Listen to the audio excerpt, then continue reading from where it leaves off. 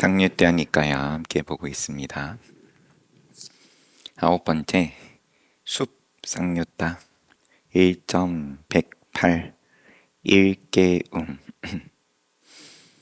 한때 어떤 비구가 고살라에 있는 잡목 숲에 머물고 있었다. 뭐 그냥 숲이라고 안 하고 이것도 잡목 숲이라고 돼 있네요. 그럼 괜히 또 등장하는 숲의 요 천신이, 숲의 신이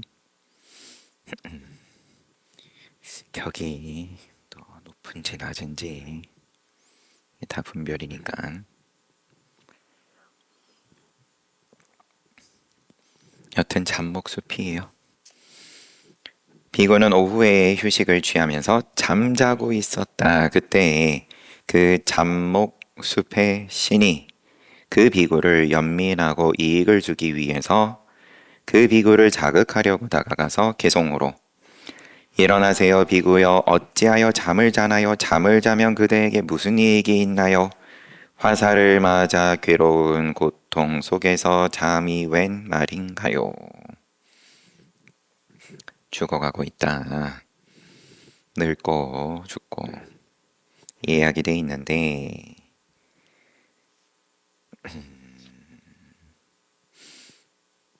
늘 그렇습니다. 그러면은 또 이제 선을 넘어서 또 볼 것 같으면 그러면은 고행으로 가버리니까. 아무튼 신념을 가지고 집을 떠나 집 없는 곳으로 출가했으니 잠에 빠져들지 말고 그 신념을 보여주세요. 감각적 쾌락은 무상하고 불안한 것. 어리석으면 거기에 빠져들지만 안정되지 않은 것에 의지한다. 어리석기 때문에. 왜냐하면 진짜 안정을 못 봐서. 누가 불안한 거에 의지하고 싶어서 하냐? 그 불안한 것 가운데서 그나마 적당히 좀 더 좋아 보인다 싶은 거에 기대는 건데,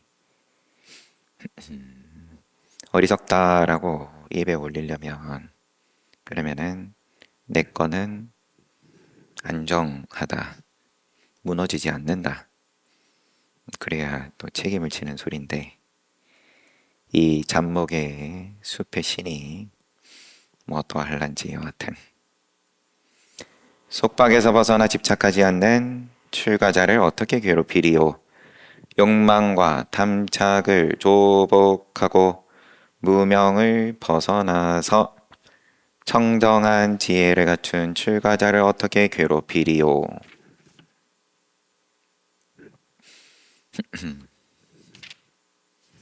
속박에서 벗어난 또 욕망, 탐착을 조복한, 항복을 시킨 그러한 출가자라면 어떻게 괴롭히리요?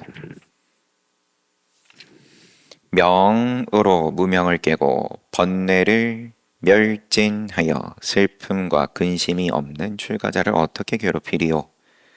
부단히 정진하고 스스로 노력하고 끊임없이 열심히 노력하면서 열반을 갈망하는 출가자를 어떻게 괴롭히리요?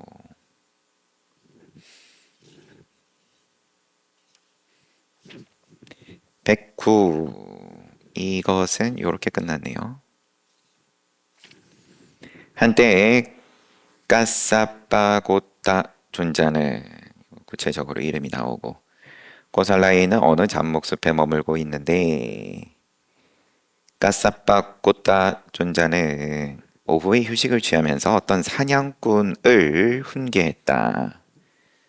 경전에서의 사냥꾼은 이제 좀 거칠고 또 뭔가 좀 부족한 입장으로서 좀 묘사가 많이 돼 있죠. 이때 사회의 인식이 사냥꾼을 훈계했다. 그때 잡목숲의 신이 까싸빠꼬따 존자를 연민하고 이익을 주기 위해서 까싸빠꼬따 존자를 자극하려고 까싸빠꼬따 존자에게 개성으로 비구여 험한 산길을 돌아다니는 사냥꾼에게 지혜 없고 착한 마음 없는 자에게 시의 적절하지 않게 하는 훈계는 나에게 무익하게 보이네. 그는 들어도 알지 못하고 보여줘도 보지 못한다네. 가르침을 설해도 어리석은 자는 의미를 이해하지 못한다네. 만약에 10개의 등불을 그대가 들어 올린다 해도 그는 형색을 보지 못한다네. 그에게는 볼 수 있는 눈이 없다네. 그때 까싸바꼬따 전자는 천신의 자극을 받고 동요했다. 이것도요, 그렇게 끝났어요. 오후에 자고 있으니까 잡목숲의 신이 개성으로 일깨워주고 자극하고 또 사냥꾼 붙잡고 훈계하고 있으니까 또 자극하고 무익하다, 시의 적절하지 않다. 시의 적절하지 않은 말은 다툼이다. 앞에 다른 니까에서 이렇게 봤고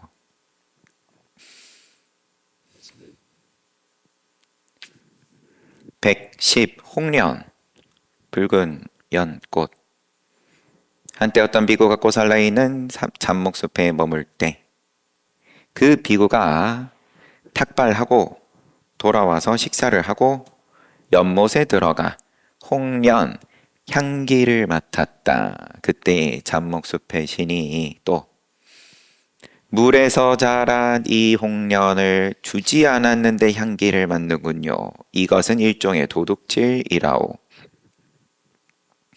존자여 그대는 향기 도둑이라오. 주지 않았는데 취했다. 비구가 개성으로 나는 훔치지 않았다. 나는 꺾지도 않았다. 멀리서 연꽃을 냄새만 맡았다. 그런데 어찌하여 향기 도둑이라고 말하나. 뿌리를 파내고 홍련을 꺾고 이와 같이 모진 짓을 하는 사람은 어찌하여 그렇게 부르지 않는가. 이거는 우리 DNA에 있는 것 같아요. 왜 방어의 수법 가장 기본적인 나보다 더 잘못한 사람이 있는데 왜 나한테 뭐라 그러냐.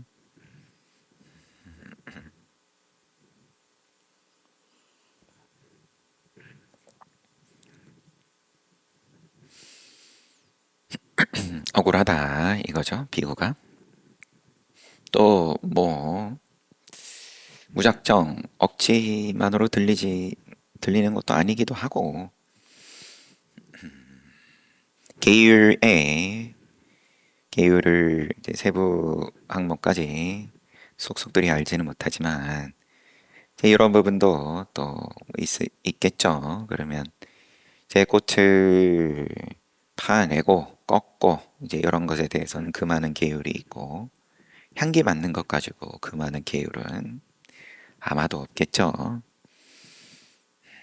그러니까 나는 잘못한 게 없다. 그리고 이어서 방어하는 방법이 왜냐면 더 심하게 하는 자들에게는 어찌하여 그렇게 부르지 않나요? 잡목숲의 신이 다시 개성으로 모질고 잔혹한 사람, 기저귀처럼 오염된 사람, 그런 사람에게 나는 할 말이 없지만 그대에게는 할 말이 있다오. 그대처럼 죄가 없고 항상 청정하기를 바라는 사람은 달끝만큼의 악행도 하늘만큼 커 보인다오. 앞에 사냥꾼에 대해서도 그렇고 인간을 그레이드를 나눠요. 이게 역시나 시의 적절한 것과 그렇지 못한, 남들은 향기 맡아도 시의 적절한데 너는 향기를 맡아도 시의 적절하지 못하다. 왜냐? 그대처럼 죄 없고 항상 청정하기를 바라는 사람에게는 그러하다. 너가 약속했다. 비구가 개성으로 그대는 참으로 나를 알고 있군요. 그리고 나를 연민하는군요. 그대가 이와 같은 일을 보거든 야차여 다음에도 말해주세요. 받아들이는 건데, 아, 너 말이 맞다. 고맙다. 다음에도 부탁한다. 그러면은 여기서 서로 좋게 동그라미 치고 끝나지를 않아요. 다시 잠목숲의 신이 나는 그대를 의지해서 살아가지 않고 그대의 하인도 아니라오. 비고여 행복으로 가는 길은 그대의 스스로가 알아야 한다오. 왜 나한테 이래라 저래라냐? 너 알아서 할 일이지. 왜 또 다음에 또 부탁해가 왜 나오냐? 너는 아직도 정신 못 차렸다. 그래 2번 얻어맞았어요.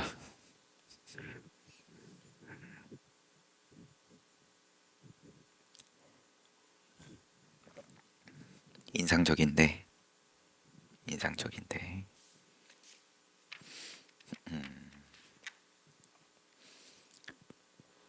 다음에도 말해주세요. 여기가 교만이다.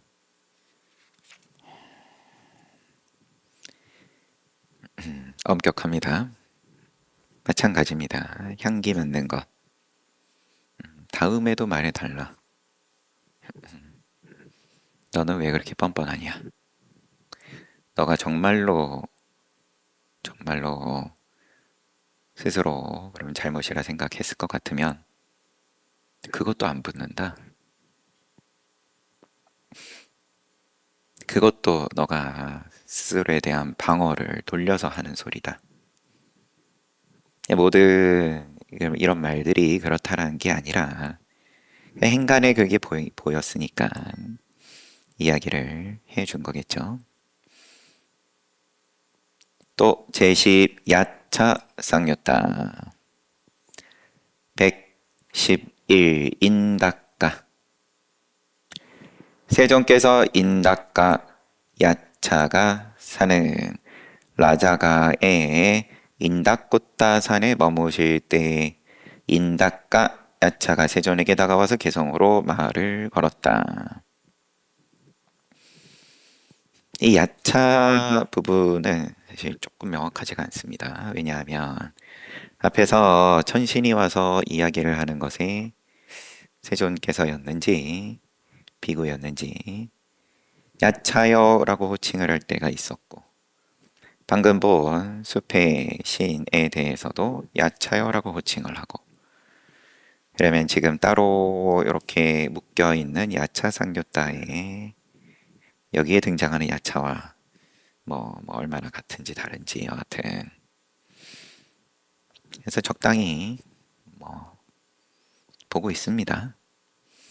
인다까 이름이 있어요. 인다까 야차가 사는 인다꽃다 산에 머무실 때, 그러면 산신인데 여기는 인다까 야차가 개성으로 몸은 생명체가 아니라고 깨달은 분들이 말씀하시는데 지와 수명이 아니다. 색은 수명이 아니다. 외도들이 와서 항상 묻던 주요 주제 중에 하나였죠. 몸과 이 수명이 같냐 다르냐. 그러면 죽은 다음에 뭐에 관련된 질문인 거고, 이어지냐 안 이어지냐, 상견이냐 단견이냐. 또 금강경에서 우리 수자상이다. 이제 이런 거에 대한 물음인데, 몸은 색은 루빠 색은 지화가 아니라고 깨달은 분들이 말씀하시는데, 이 몸은 어떻게 이 육신을 얻나요? 이 몸의 뼈와 장기는 어디에서 오나요? 이 몸은 어떻게 자궁에 탁태하나요? 태를 어떻게 의탁하냐? 여기는 이제 뭐 용어와 관련된 거겠죠. 주석들이 있어서 또 보겠습니다. 루빠 색으로 지금 몸으로 번역이 된 루빠는 사람이나 동물의 형상을 이루는 전체를 의미하는 몸, 지화는 생명체, 즉 우리가 이제 죽는 순간이다. 그 순간에 이쪽 저쪽 그러면은 그 찰나 죽었다.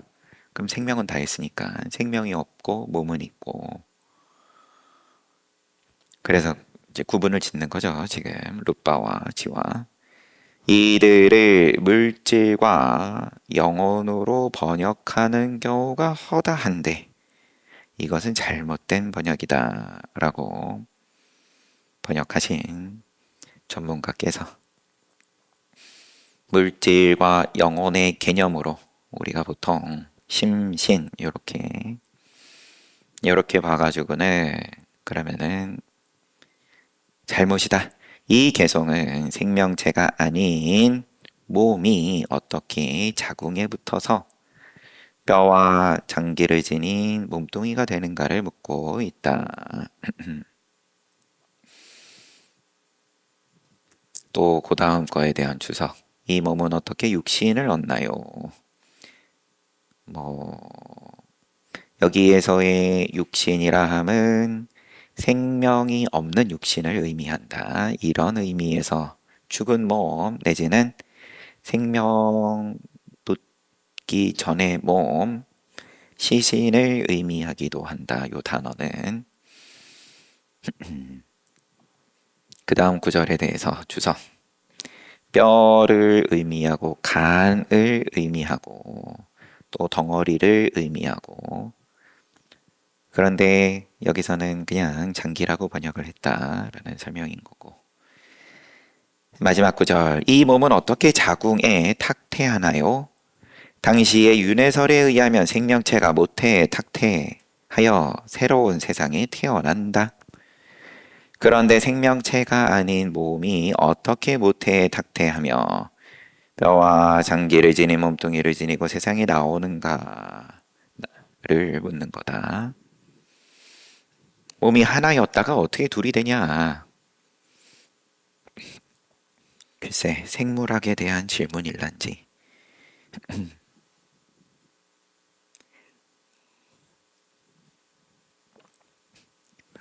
보통 이제 오늘 이야기하는 방식이야. 뭐 과학으로 돌아가니까. 근데 그 과정을 보면 그러면 요게 뭐 이거 니까야 이야기는 아니지만 세포가 분열을 해 나가는 단세포에서 다세포 그러고 쭉 거기서 자라나는 게 이제 우리 인류의 진화의 과정을 압축적으로 담고 있다. 뭐 이렇게 이야기를 하죠. 여튼 간에 그러면 뭐 이때의 궁금증을 고스란히 오늘날 우리가 궁금해하는 것까지는 아니라도 여하튼 간에 그러면 이 윤회를 전제하는 거니까 그러면 그 윤회를 전제해서 생명이 들어가는 건 들어가는 건데 또 몸은 또 어떻게 이게 하나였다가 둘이 되는 것이며 육신을 어떻게 얻냐? 어떻게 얻냐? 거기에 대해서 지금 화답을 하시는 이거는 그냥 여기에 대해서 세존의 개성이신 거니까 맨 처음에는 깔라라 상태라네. 여기서 깔라라 진흙이나 반주.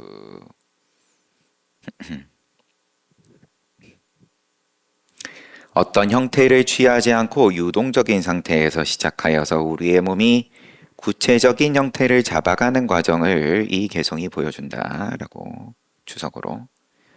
깔라라에서 아프다 상태가 된다네. 아프다는 뭔가 부풀어 오른 상태, 형태가 나타나기 시작하는 것. 아프다에서 빼씨 상태, 빼씨가 생겨난다네. 빼씨는 살, 덩어리. 그러면 유동적인 것에서 점점 부풀어 올라서 형태를 갖추고 빼씨에서 가나가 생긴다. 단단한 상태, 가나에서 바싹카들이 그리고 머리카락, 채모, 손발톱이 생긴다. 바싹카,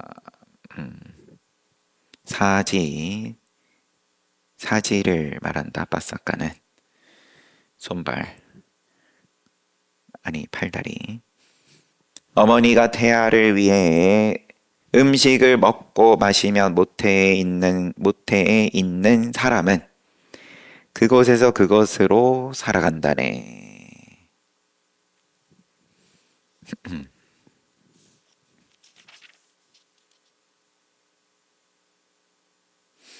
그래서 요 개성은 주석으로 생명체인 지화가 모태에 탁태하여 윤회를 거듭한다는 당시의 윤회설을 부정하기 위해.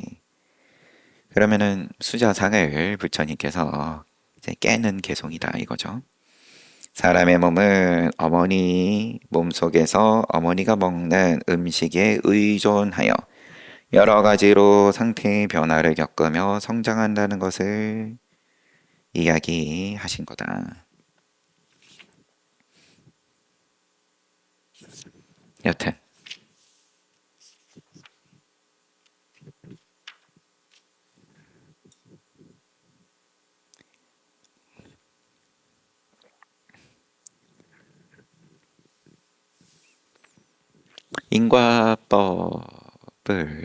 인과법으로서만 보자.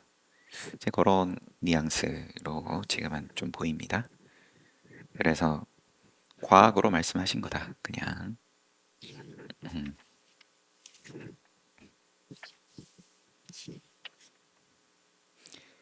이제 두 번째 장입니다. 이념품. 앞에는 개송품이었어요. 이념품. 이제 본격적으로 연기법 나옵니다.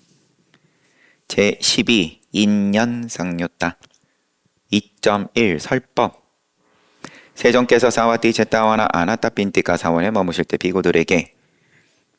비구들이여 내가 연기에 대하여 가르쳐 주겠소. 잘 듣고 깊이 생각해 보시오. 내가 이야기하겠소. 예, 세존이시여 그렇게 하겠습니다. 비구들이여 연기란 어떤 것인가. 비구들이여 무명에 의존하여 유의를 조작하는 행위 행이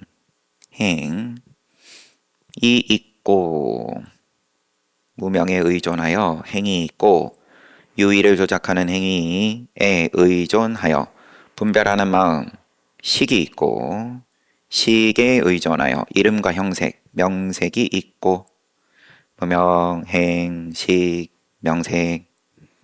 여기에 의존해서 유깁처에 의존하여서 접촉, 촉에 의존하여서 느낌에 의존해서 또 갈망에 의존하여서 취함이 있다.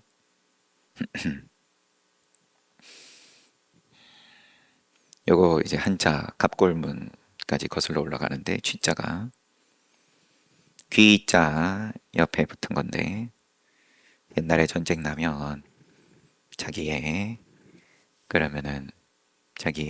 공로, 시체에서 귀를 잘라다가 그걸 갖다 주면 그 개수 세 가지고 네, 거기서부터 출발한다. 그래서 귀가 있고 손으로 집어가는 그런 모양으로부터 출발한 취자예요.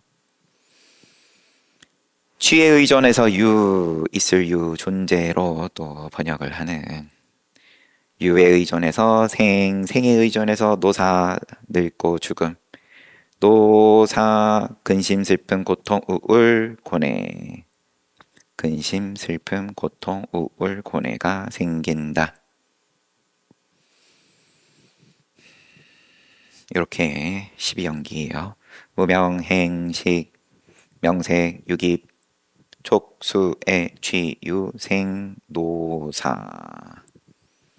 일체의 근심, 슬픔, 고통, 우울, 고뇌가 이제 노사로부터까지도 붙일 필요도 없고 그냥 노사다. 노사가 근심, 슬픔, 고통, 우울, 고뇌다. 이와 같이 순전한 괴로움 덩어리, 순전한 괴로움 덩어리, 고온 이것이 쌓인다. 집 비고들이여 이것을 함께 나타남이라고 부른다. 쌈우빠도 쌈 함께 우빠도 요것이 12연기의 유전문 조건으로 해서 있고 그래서 그렇게 돌면서 쌓이고 괴로움의 쌓임이다. 근심, 슬픔, 고통, 우울, 고뇌가 쌓이니까. 그런데 무명이 남김없이 소멸하면 유의를 조작하는 행위, 행소멸. 그러면 분별하는 마음 소멸. 분별하는 마음을 조건으로 하는 명색이 또 소멸, 조건이 사라지니까. 이름과 형색 소멸하면 유깁처 소멸. 그러면 접촉 소멸, 느낌 소멸, 가래 소멸, 취가 소멸. 취가 소멸하면 유가 소멸, 생이 소멸, 노사, 근심, 슬픔, 고통, 우울, 고뇌, 소멸. 이와 같이 순전한 괴로움 덩어리가 소멸한다오. 이것이 세존께서 하신 말씀입니다. 비구들은 세존의 말씀에 만족하고 기뻐했습니다. 이게 12연기의 어떤 기본인 건데 이렇게 소멸의 사이클 요게 환멸문이다. 요게 그럼 멸성제 앞에 쌓임의 사이클 요게 집성제 그래서 고집멸 그러면은 소멸하는 방법 있다. 너희도 소멸된다. 요거까지 나오면 이제 도성제. 이점이 자세한 설명. 기원정사 계실 때 비구들에게 비구들이여 연기란 어떤 것인가 쭉 앞서서 말씀하신 집성제의 무명의 지금 여기서는 의존이란 표현을 쓰시고 앞에도 의존이었네요. 의존하여서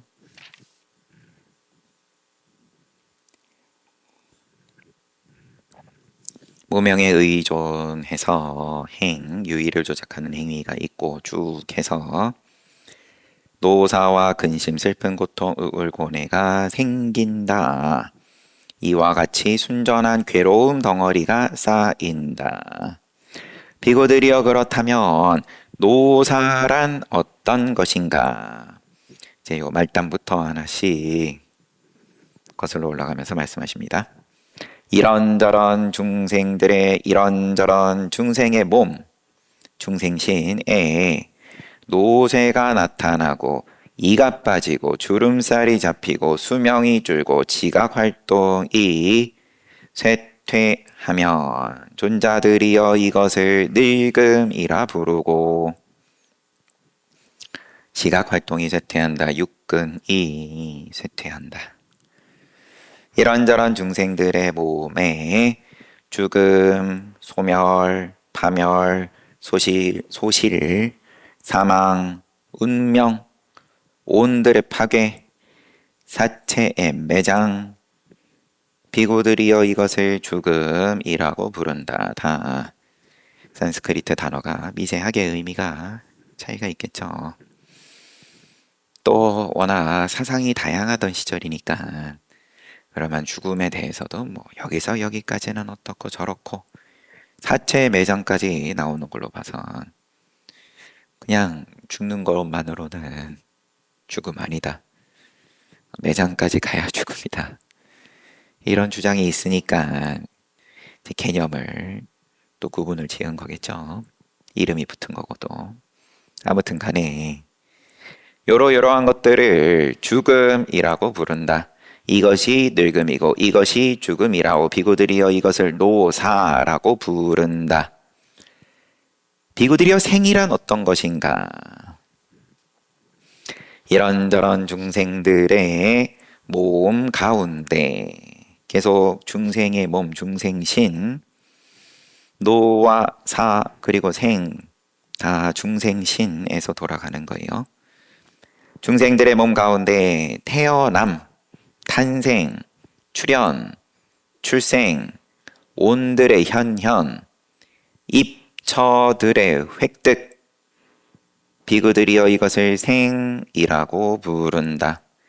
중생신이 또 다양하게 있으니까 우리가 쓰는 요런 거친 몸뿐만 아니라 그러니까 탄생 그 다음에 화생을 하는 입장으로서의 출현일 테고 등등 구분이 돼 있고 한국어로는 당연히 이러한 미세한 개념의 구분이 없을 테니까 어쩔 수 없이 이제 이런저런 단어로서 표현이 돼 있고 비구들이여 이것을 생이라고 부른다.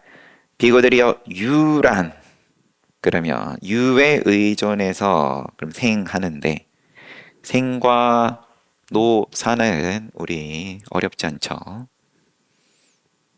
눈으로 보니까 육안으로 보니까 유는 뭐냐?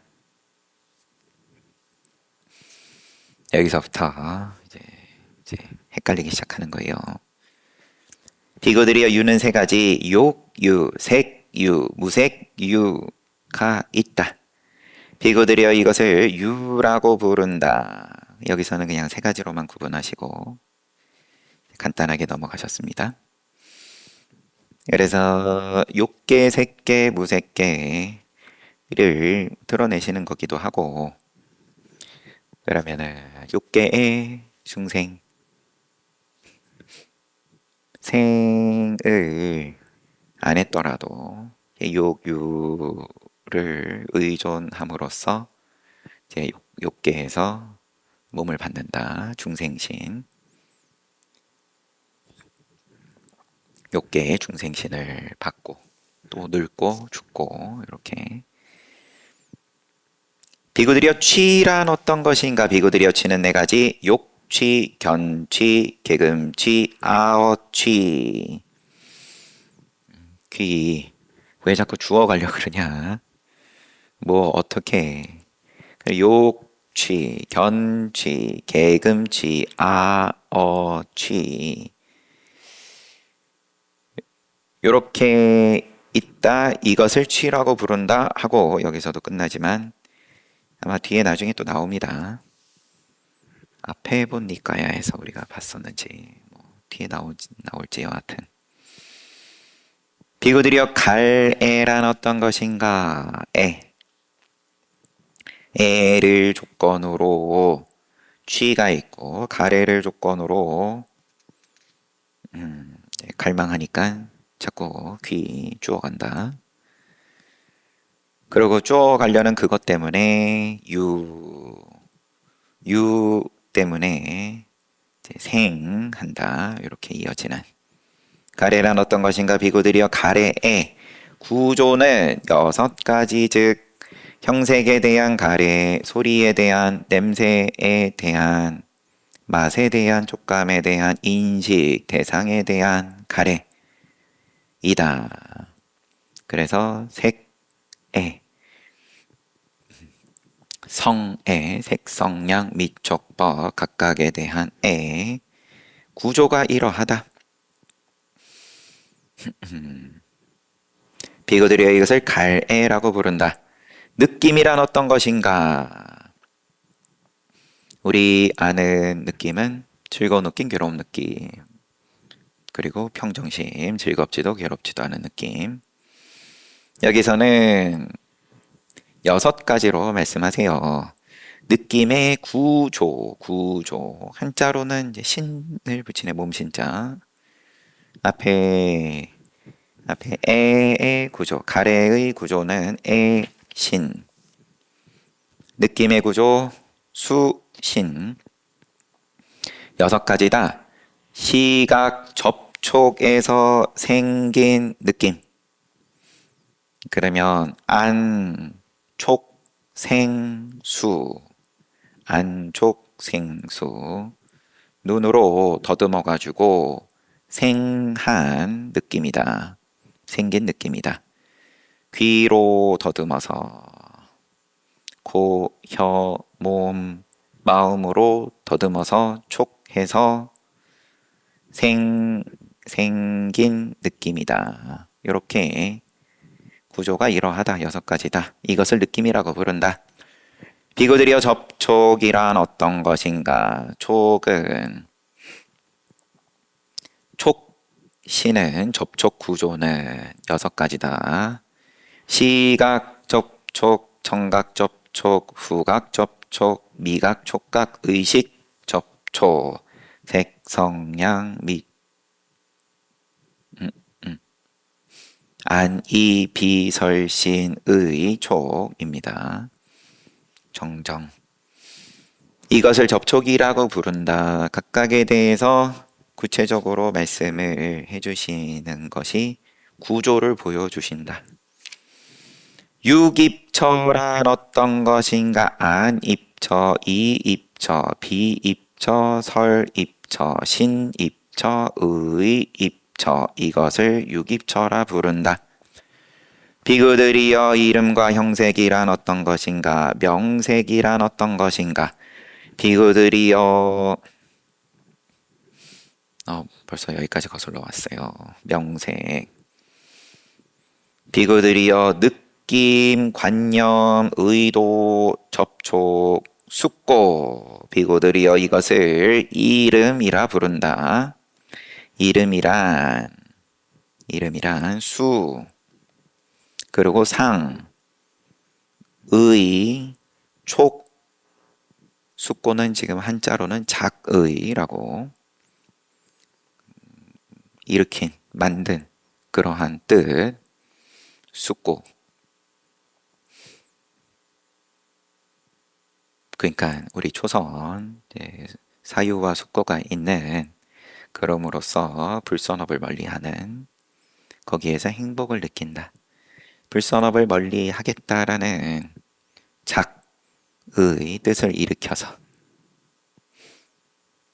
여기 이름이고 명과 색 가운데에서 이름에 해당하는 건, 그럼 오온의 색수상행식, 색은 당연히 명색 가운데 색에 들어갈 테고, 수상행식, 수 느낌 있고, 상 관념 있고, 의도 여기서는 사자를 썼지만 그러면은 행이 또 여기에 들어가는 거고, 조작하는 의도를 지닌 행위, 유의를 조작하는 행위.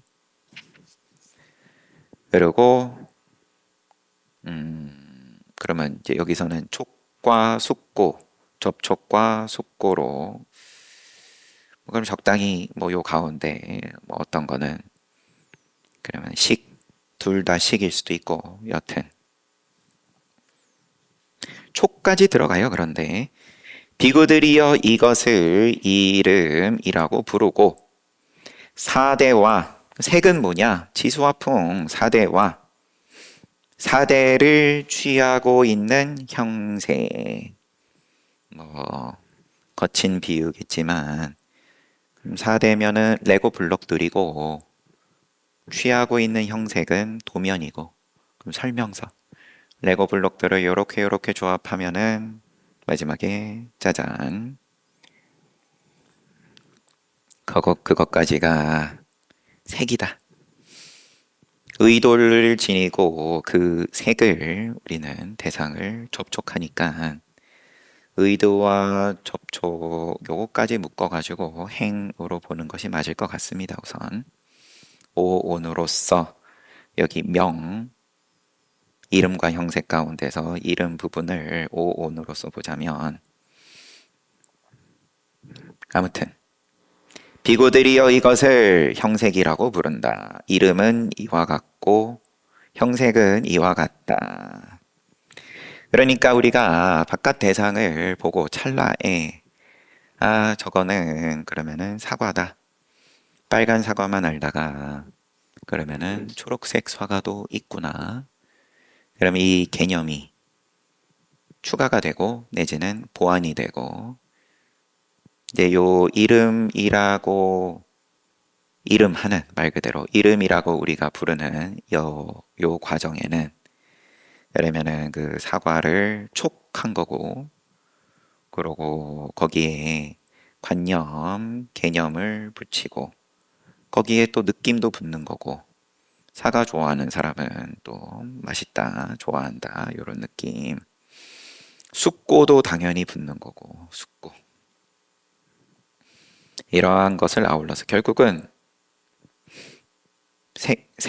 사대와 사대를 취하고 있는 색. 이제 요거 빼고 나머지는 다 이름이에요. 이와 같이 이 이름과 형색 비구들이여 이것을 이름과 형색이라고 부른다. 비구들이여 분별하는 마음이란 어떤 것인가? 다시 12연기로 들어와서 무명, 행, 식 분별하는 마음은 뭐냐? 분별의 구조 시는 또 6가지다. 안식, 시각 분별, 청각 분별, 후각 분별, 미각 분별, 촉각 분별, 마음 분별이라고 비구들이여 이것을 분별하는 마음이라고 부른다. 비구들이여 유의를 조작하는 행은 어떤 것인가? 유의를 조작하는 행위는 3가지. 몸으로 유의를 조작하는 행위, 언어로, 마음으로 유의를 조작하는 행위. 이렇게 3개. 시인구의 행. 이것을 유의를 조작하는 행위라고 부른다. 무명이란 어떤 것인가? 무명까지 왔습니다. 무명이 도대체 뭐길래? 비구들이여 괴로움에 대하여 알지 못하고 괴로움의 쌓임에 대하여 알지 못하고 괴로움의 소멸에 대하여 알지 못하고 괴로움의 소멸에 이르는 길에 대하여 알지 못하면 이것을 무명이라고 부른다. 그래서 그리고 고집 괴로움의 쌓임 고멸도 괴로움의 소멸에 이르는 길 고멸도. 여기에 대해서 알지 못하면 이것을 무명이라고 한다. 사성제 모르면 무명이다. 사성제는 나는 고까지는 알겠는데 진멸도 모르겠다. 고집은 알겠는데 멸도 모르겠다. 이게 아니다 지금.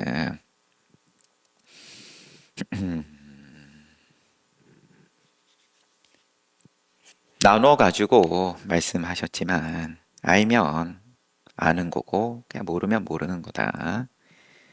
적당히 알겠는데요가 아니다 이건.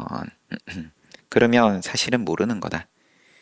괴로움의 소멸에 대해서 모른다라는 말은 곧 괴로움에 대해서 모르는 거다. 괴로움에 대해서 알 것 같으면 괴로움의 쌓임의 사이클로서 삼라만상이 펼쳐졌고 나의 괴로움이 이와 같고 그리고 이것은 소멸이 되는 거고 또 나도 소멸할 수 있고 그 괴로움을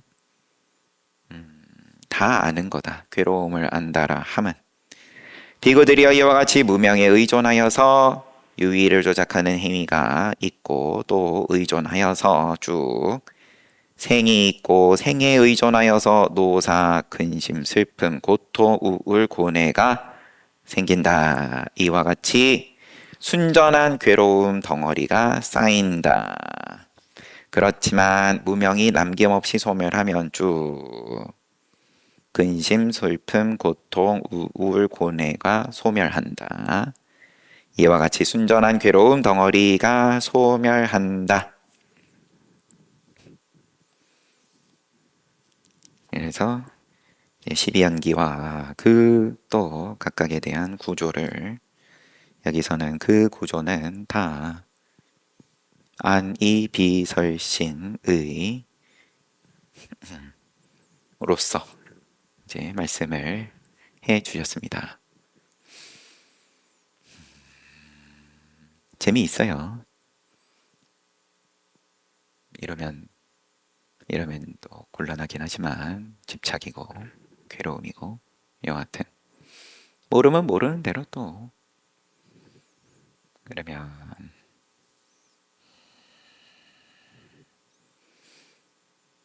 모르면 모르는 대로 재밌다. 이 말도 어폐가 있고 처음부터 단추를 잘못 껴가지고